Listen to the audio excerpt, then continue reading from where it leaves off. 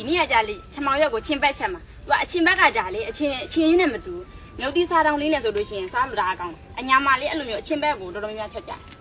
အဲ့လေစားကြင်လို့ဒီနေ့မမကိုချက်ကျွေးခိုင်းလို့လေຢာလေးကချမောင်ရွက်ကြမ်းကြမ်းလေးဆိုရင်တော့ပိုးကောင်းတယ်နူးတဲ့ချမောင်ရွက်ကြာတိတ်မကောင်းနဲ့ချွဲကျင်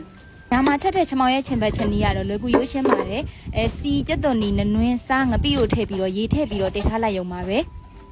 အရသာမုံစားသုံးနေဆိုရင်လည်းထည့်လို့ရပါတယ်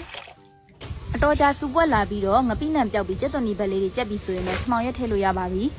ချမောင်ရဲ့လေးကျက်ပြီးဆိုရင်တော့ကျက်သွန်မြူထောင်လေးထည့်ပြီးအိုးချလို့ရပါပြီဒီလိုအညာရဲ့ချမောင်ရဲ့ချင်ဘက်ချက်နီးလေးကချမောင်ရဲ့နဲ့ငပိကိုအချိန်စားကန့်အောင်ထည့်နိုင်လို့ရှိရင်ပို့ပြီးတော့အရသာကောင်းပါတယ်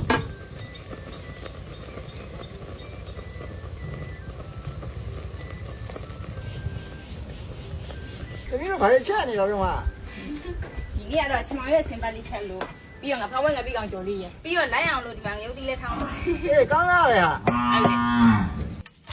ဒါလေးတွေကတော့ငဖောင်းဝိုင်းငပိကောင်လေးတွေပါ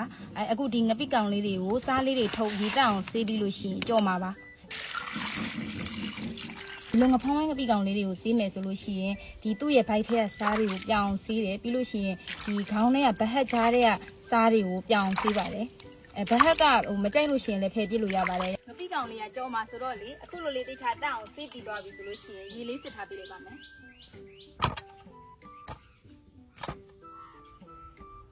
ဒါဆိုရပါပြီ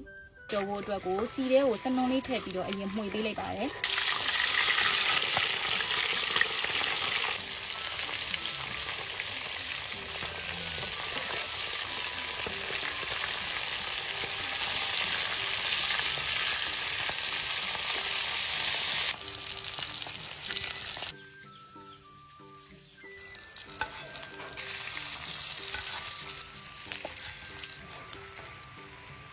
ငပိကောင်လေးလဲကြော်ပြီးပြီဆိုတော့ချမောင်ရဲ့ချင်ဘက်ချက်နဲ့လိုက်ဖက်တဲ့အညာငရုတ်သီးစားတောင်းလေးထောင်းပါမယ်အညာမှာတော့ငရုတ်သီးအချောက်ကိုမလော်ပဲအစိမ်းအတိုင်းစားကြက်သွန်ဖြူနေတို့နဲ့ထောင်းပါတယ်အလုံးရောထောင်းပြီးညက်သွားပြီဆိုရင်တော့ပကံတစ်ခုတည်းကိုခူးထည့်ပြီးတော့စီလေးဆန်းပေးလိုက်ရင်ရပါပြီဟင်းနေလဲကြက်ပြီဆိုတော့ထမင်းစားပါတော့မယ်အလုံးကိုလည်းထမင်းစားဖို့ဖိတ်ခေါ်ပါတယ်နော်